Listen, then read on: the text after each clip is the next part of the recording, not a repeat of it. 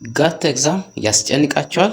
እውነቱን እናገራለሁ። ብዙ ተማሪዎች ጋት ኤግዛም ከባድ ስለሆነ አይደለም የሚወድቁት ትክክለኛ ስትራቴጂ እና ዘዴ ስለሌላቸው ነው።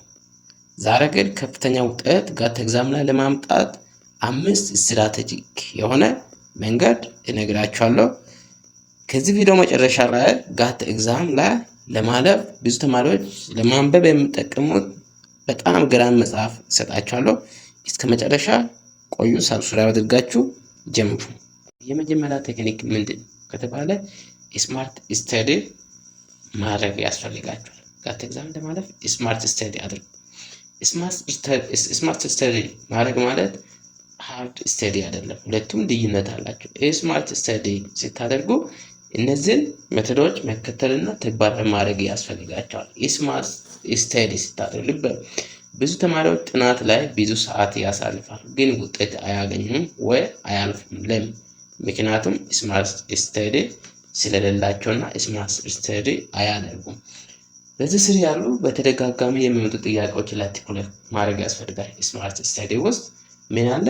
በተደጋጋሚ ከዚህ በፊት የተጠየቁ ጥያቄዎች ላይ ትኩረት ማድረግና ፕራክቲስ ማድረግ ያስፈልጋቸዋል። ይህ ስማርት ስተዲ ፕሮግራም ውስጥ አንዱና የመጀመሪያ ነው። ስለዚህ ፕራክቲስ ሞር ዛን ቲዮሪ፣ ከቲዮሪ ይልቅ ፕራክቲስ ማድረግ ያስፈልጋቸዋል። ፕራክቲስ ማለት ኤግዛሞችን መፈተሽ፣ መስራት እና ጥንካሬያችሁን በጣም ከፍ ያደርጋል ማለት ነው። ስለዚህ ከቲዮሪ ይልቅ ፕራክቲስ ማድረግ ኤግዛሞችን መሞከር ያስፈልጋቸዋል ማለት ነው። እና ሁለተኛው ቴክኒክ ጋት ኤግዛም ላይ በቀላሉ ለማለፍ ብዙ ተማሪዎች የማይጠቀሙት እና የማያውቁት በጣም ለብዙ ተማሪዎች ትልቅ ፈተና የሆነው ምንድነው ከተባለ ታይም ማኔጅመንት ማስተካከል ዙሪያ ላይ የነበረው ክፍተት ነው። ስለዚህ ጋት ኤግዛም በቀላሉ ለማለፍ ታይም ማኔጅመንት ማስተካከል ያስፈልጋቸዋል። ጋት ፈተና ላይ ጊዜ ትልቅ ጠላት ነው። ታይም ማኔጅመንት አለማስተካከል በጣም ትልቅ ጠላት ነው። በዚህ ስር ደግሞ ታይም ማኔጅመንት ለማስተካከል ምን ማድረግ ያስፈልጋቸዋል? እዚህ 3 ነገር ማስተካከል። መጀመሪያ ፈተና ውስጥ ከቀላል ጥያቄዎች መጀመር ያስፈልጋቸዋል። ለፈተና ውስጥ የሚኖሩ ቀላል፣ ከባድ፣ መካከለኛ ጥያቄዎች ይኖራሉ ማንኛውም ፈተና።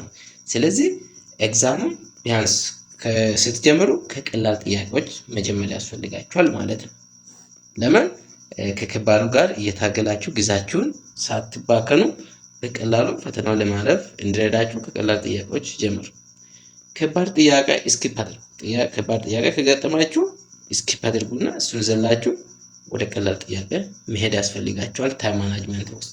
እና መጨረሻ ተመልሳችሁ ያኛውን ስኪፕ ያደረጋችሁትን ከባድ ጥያቄ እንደገና መስራት ያስፈልጋችኋል። ይህን ስታደርጉ ውጤታችሁ እጅግ በጣም ያድጋል።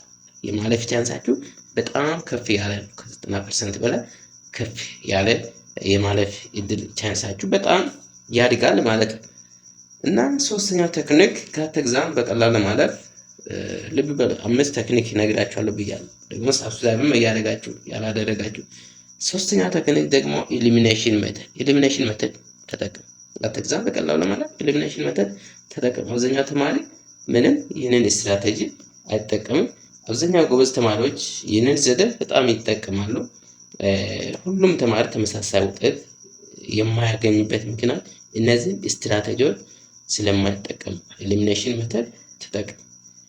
ይህ ማለት መልሱን በቀጥታ ካልያዛችሁ ወይም ያላወቃችሁ ጥያቄ ተገጠማችሁ እንኳን በጣም በቀላሉ መልሱን የመድረስ ቻንሳችሁ ከፍ ይላል። ለምሳሌ አንድ ፈተና ስትወስዱ ወይ ስትፈተኑ አብዛኛው ይህ የሚሰራው ምርጫ ፈተና፣ ለምሳሌ እንደ ኢንትራንስ፣ እንደ ጋት ኤግዛም እንደዚህ አይነት ያሉ ጥያቄዎች ምርጫ ናቸው፣ መልቲፕል ቾይስ ናቸው። በዛ ታም የተሳሳተ ለምሳሌ ABCD እስከ 4 አማራጭ ያሉ ምርጫዎች አሉ። ከነዛ ውስጥ ከጥያቄው ጋር ምንም ሪሌሽን የሌላቸው አማራጮችን ወዳኑ ኤሊሚኔት ኦር ሪሙቭ ማድረግ ያስፈልጋል። ለምሳሌ A እና B ከጥያቄው ጋር ምንም ሪሌሽን የላቸው ከተባለ ሁለቱን ሪሙቭ አድርጋችሁ ከ4 አማራጭ 2 ይቀራችኋል። እነሱን ኮምፔር አድርጋችሁ ከጥያቄው ጋር ሪሌትድ ሆነ ሀሳብ ከመረጣችሁ በቀላሉ ጋት ኤግዛም ላይ ትክክለኛ መልስ የማግኘት እድላችሁ በጣም ከፍ ያለ ነው። ስለዚህ ኤሊሚኔሽን ሜተድ ተጠቀሙ። እነዚህ አይነት ቴክኒኮች የተሳሳቱ አማራጮችን ወደ አስወግዳችሁ ከቀረቡት ከ2 አማራጮች አመዛዝናችሁ መልሱን ምረጡ። ይህን ስታደርጉ የማግኘት ቻንሳችሁ የማለፍ ቻንሳችሁ በጣም ይጨምራል ማለት ነው። ይህ ደግሞ በሳይንስ ስታቲካሊ የተረጋገጠ ነገር ነው። እና አራተኛው ቴክኒክ ምንድን ነው? አራተኛው ቴክኒክ በጣም ዴይሊ ፕራክቲስ ማድረግ፣ ቀን በቀን ፕራክቲስ ማድረግ ያስፈልጋቸዋል። በአንድ ቀን ብቻ ብዙ መማር ምንም አይጠቅምም። ብዙ መልፋት፣ ብዙ ጥያቄዎች መስራት ይህ ብቻ ለማለፍ ጋት ኤግዛም ዝግጅት ለማድረግ በቂ አይደለም። ስለዚህ ቀን በቀን ትንሽ ትንሽ መማር፣ ትንሽ ትንሽ መስራት። ስለዚህ በጣም ስትረንግዛችሁ እየተጨመረ ይሄዳል። የማለፍ ቻንሳችሁ በጣም እየተጨመረ፣ ኮንፊደንሳችሁ እየተጨመረ ይሄዳል። በራሳችሁ ላይ ያለው እምነት እየተጨመረ ይሄዳል። በደል ፕራክቲስ ታደርጉ ቀን በቀን የተወሰነ። ስለዚህ በዚህ ውስጥ ቢያንስ ምን ማድረግ ያስፈልጋችኋል?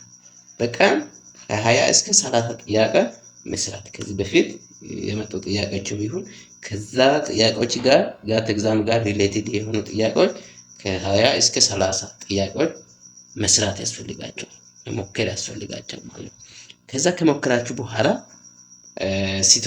ስህተቶቻችሁን ተመልከቱ። የት ጋ ነው ስህተት የሰራችሁት?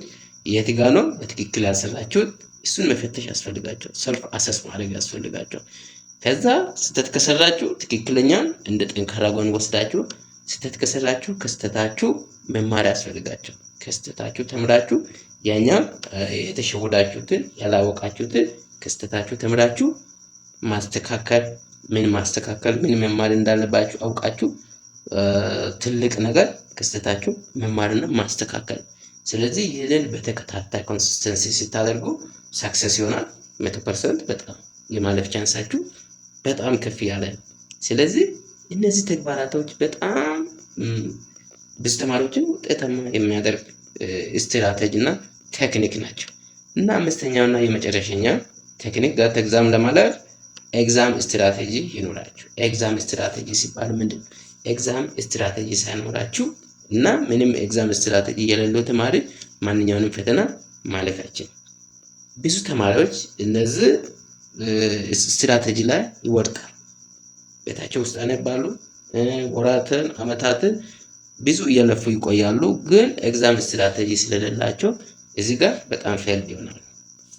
ይህንን ስታደርጉ ምንድነው ኤግዛም ስትራቴጂ ምንድነው ከተባለ ፈተናውን እንደ ገማታችሁ መጫወት ያስፈልጋል። ለምሳሌ ማንኛውንም ጌም የሚጫወት እንደ ፖሊ ይሁን ማንኛውንም ጌም ይሁን የሚጫወት ሰው አይቶ በጥንቃቄ ነው የሚጫወት።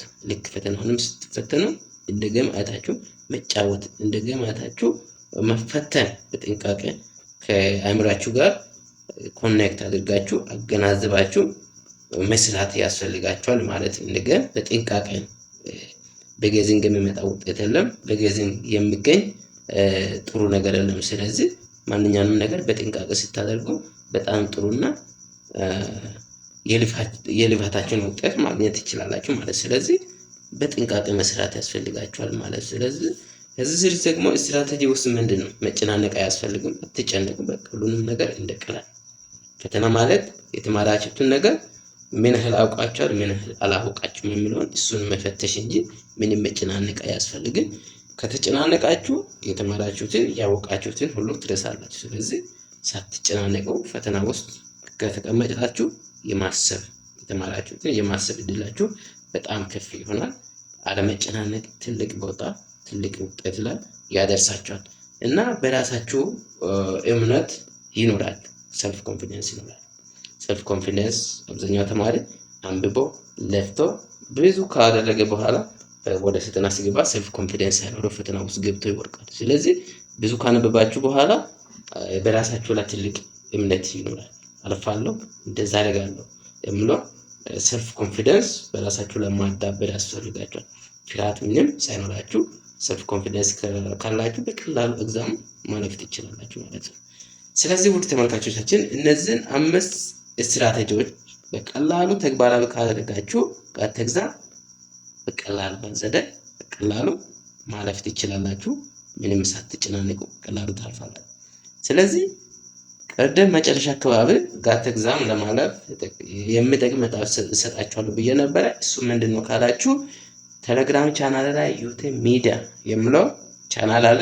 234 ሳብስክራይበር አለው ቻናል አለ። እሱን ገብታችሁ መጽሐፉን እዛ አስቀምጣለሁ ሊንክ ላይ ፒዲኤፍ አለ። ከዛ አወርዳችሁ ዳውንሎድ አድርጋችሁ ከዛ መጠቀም ትችላላችሁ። ይህንን ቪዲዮ ወደዳችሁ ላይክ አድርጉ፣ ለጓደኞቻችሁ ሼር አድርጉ። ደግሞ ሁሌ አዳዲስ መረጃችን ጋት ኤግዛም ዙሪያ ላይ ሙሉ ኮርስ ለማግኘት ከፈለጋችሁ ሰብስክራይብ አድርጋችሁ ቤተሰብ ሁኑ። ስለተከታተላችሁኝ ከልብ አመሰግናለሁ። ቴንኪው